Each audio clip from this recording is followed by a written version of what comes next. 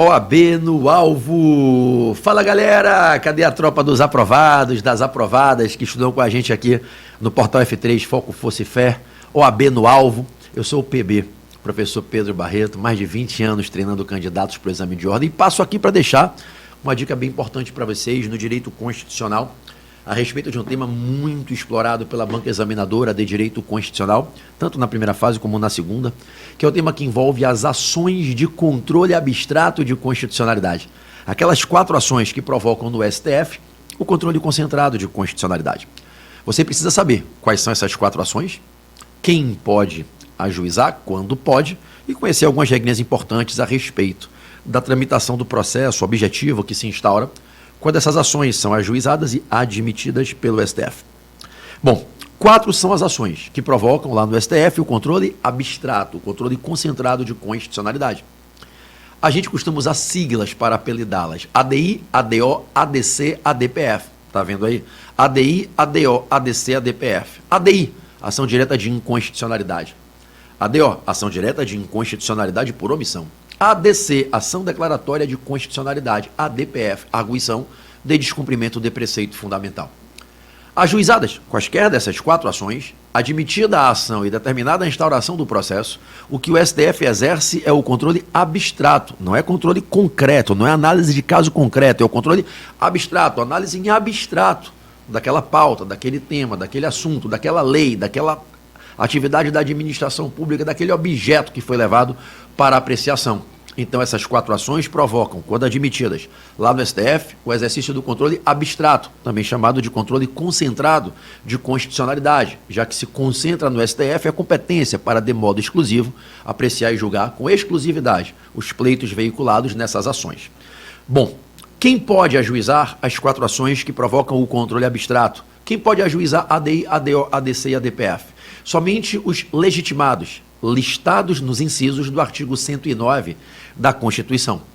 Eu vou falar para você um mantra que eu sempre repito para os meus alunos há mais de 20 anos, e esse mantra ajuda a memorizar os legitimados, aqueles que têm autorização constitucional para o ajuizamento das ações de controle abstrato. Repete comigo aí, repete mesmo. Isso ajuda a memorizar. O mantra é: os 3 chefes nas 3 mesas com PACOM. Fala de novo comigo, vai. Os 3 chefes nas 3 mesas com PACOM. 3 chefes, 3 mesas com PACOM. Quem são os 3 chefes? Chefe do Poder Executivo da União, chefe do Ministério Público da União, chefe do Poder Executivo dos Estados-membros ou do Distrito Federal, presidente da República, procurador-geral da República e governadores. Olha para a sigla que vai nominar aqui, ó, PGR, o Procurador-Geral da República. Tira o G, vira presidente da República, deixando só o G, governadores, ou então Procurador-Geral da República. PGR, chefe do MPU. PR, presidente da República, chefe do Poder Executivo da União. G, governadores, chefe do Poder Executivo dos Estados. Além do PGR, presidente e governadores também podem ajuizar ADI, ADO, ADC, ADPF, lá no STF, provocando controle concentrado às mesas que dirigem o Senado, a Câmara dos Deputados Federais e os parlamentos estaduais. Mesa diretora do Senado, mesa diretora da Câmara dos Deputados Federais, mesa diretora das Assembleias Legislativas Estaduais. E aí a gente inclui, é claro, a mesa diretora da Câmara Legislativa do Distrito Federal. Os 3 chefes, as 3 mesas, com PACOM. O primeiro COM é de Conselho Federal da OAB. PA, partido político com representação no Congresso Nacional. COM, confederações sindicais ou entidades de classe de âmbito nacional. Conselho Federal da OAB, partidos políticos com representação no Congresso Nacional, confederações sindicais ou entidades de classe de âmbito nacional. Tudo bem? Bom, desses legitimados, 4 deles são apelidados legitimados especiais. É que para que possa exercer a legitimação e, portanto, ajuizar as ações, tem que cumprir um requisito. A legitimação é condicionada. Eles têm que provar que o tema que será levado para apreciação no STF, a questão constitucional levada para análise em abstrato lá no STF, é pertinente com a atividade fim, tem congruência com o objetivo institucional, existencial deles. Então, esses legitimados especiais, vou dizer quem são, calma, fica tranquilo. Eles têm que provar a pertinência temática para poderem exercer a legitimidade e, então, poderem ajuizar as ações. Quem são eles? Quem é que é legitimado especial e tem que provar pertinência temática para poder fazer o ajuizamento das ações? Bom, vamos lá. Governadores de estados ou do Distrito Federal. Mesa diretora das Assembleias Legislativas Estaduais ou da Câmara Legislativa do Distrito Federal. Entidades de classe de âmbito nacional e confederações sindicais. Anota no teu apontamento, vai dar uma pausa nesse vídeo, faz a anotação que vale a pena, isso pode garantir teu ponto na prova. Confia que esse cabelinho branco de mais de 2 décadas de exame de ordem sabe o que está falando. Anota aí, são legitimados especiais. Só podem ajuizar ADI, ADO, ADC, ADPF se provarem a pertinência temática. Governadores, mesa diretora de Assembleia Legislativa Estadual, confederações sindicais, entidades de classe de âmbito nacional. Os demais são legitimados universais. Podem ajuizar a ação, qualquer que seja o tema, não precisa ser congruente com a atividade fim que exercem. São os legitimados universais, ok? Presidente da República, Procurador-Geral da República, mesa diretora do Senado, mesa diretora da Câmara dos Deputados Federais, Conselho Federal do AB e partidos políticos com representação do Congresso Nacional. Maravilha? Ajuizada uma ADI, uma ADO, uma ADC, uma ADPF, é preciso que você conheça algumas regrinhas importantes. A primeira delas tem algumas coisinhas que não cabem em ADI, ADO, ADC, ADPF. Não cabe, é proibido, é vedado. Primeiro, não cabe desistência. Ajuizou a ação, provocou controle abstrato, não cabe desistência. O processo é objetivo. Não há direitos subjetivos do autor em voga, em jogo. Ele ajuizou, ele não tem mais o controle do feito, ele não pode desistir, tá? Então não cabe desistência. Salvo quanto à possibilidade de intervenção por via de um amicus curiae, não cabe intervenção de terceiros. Então não cabe denunciação da lide, não cabe chamamento ao processo, IDPJ, não cabe intervenção de terceiros, salvo o amicus curiae, que pode comparecer para colaborar e agregar um valor técnico na apreciação do feito para auxiliar de modo positivo a construção do julgamento. Então a única exceção é o amicus curiae, anota aí, tá? Tirando o amicus curiae, não cabe qualquer outra modalidade de intervenção de terceiro nos processos objetivos que surgem quando se ajuiza e se admite ADI, ADO, ADC, ADPF. Bom, da decisão proferida, final, encerrando o julgamento, declarando ora a constitucionalidade, ora a inconstitucionalidade, não cabe ação rescisória. Mas, prof, durante 2 anos, naquelas hipóteses previstas lá no CPC, não cabe.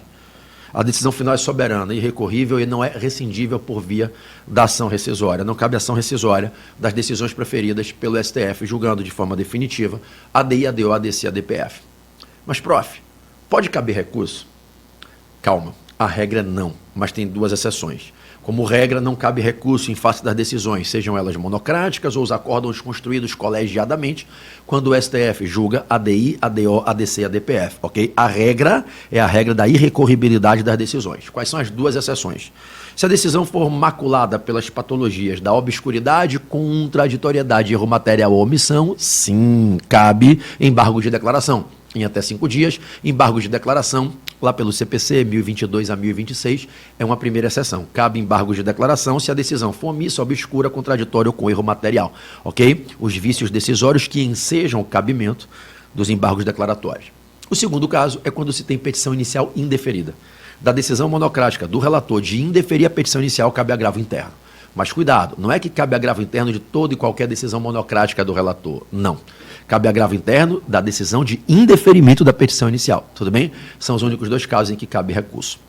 A banca pode lhe perguntar sobre algumas regrinhas sobre quórums, né, nos processos relativos a ADI, ADO, ADC e ADPF. Primeiro, ajuizada uma dessas ações para se iniciar o julgamento, é imperioso que se tenha na mesa do plenário do STF, presencial ou virtual, a presença de no mínimo 8 ministros. 2/3 ou mais, no mínimo 8 dos 11 ministros têm que estar presentes. O primeiro quórum que pode ser perguntado é o de abertura de sessão, no mínimo 2/3. 2/3 ou mais, no mínimo 8 ministros. Para decidir a questão, declarando de forma definitiva a constitucionalidade ou a inconstitucionalidade, tem que se ter no mínimo 6 dos 11 ministros que integram o plenário concordando, maioria absoluta. Declarada ou a conste ou a inconstitucionalidade, é proferida a decisão final, ok? Preste atenção.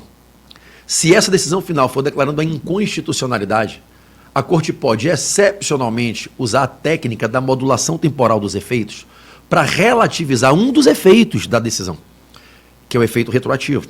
A decisão em que o STF julga, no AD, ADO, ADC, ADPF, ela produz alguns efeitos. Um dos efeitos das decisões é o efeito retroativo, é o efeito temporal, retrospectivo, ex tunc. O STF pode relativizar essa retroação, fazendo a modulação no tempo, entendendo até que momento para trás, ou se em nenhum momento para trás, a decisão deve produzir efeitos. E ele pode fazer a chamada modulação temporal dos efeitos, em nome da segurança jurídica, em casos excepcionais que isso seja necessário. Mas para aplicar a modulação temporal dos efeitos e, através dela, relativizar o efeito retroativo, o efeito ex tunc da decisão, ele precisa de um quórum de 2/3, no mínimo 8. 2/3 ou mais, 8, 9, 10 ou os 11 ministros concordando. Então, 2/3 para abrir sessão, maioria absoluta para decidir, 2/3 para fazer modulação temporal dos efeitos. Quanto aos efeitos da decisão, as decisões do STF, tanto as que declaram a inconstitucionalidade, que são as que podem sofrer a modulação temporal dos efeitos, como as que declaram constitucionalidade, qualquer que seja a decisão lá no STF, julgando a DI, a DO, a DC, a DPF, declarando consti ou inconstitucional aquilo que se apreciou, ela produz basicamente 3 grandes efeitos. O efeito retroativo, o efeito vinculante e o efeito erga omnes.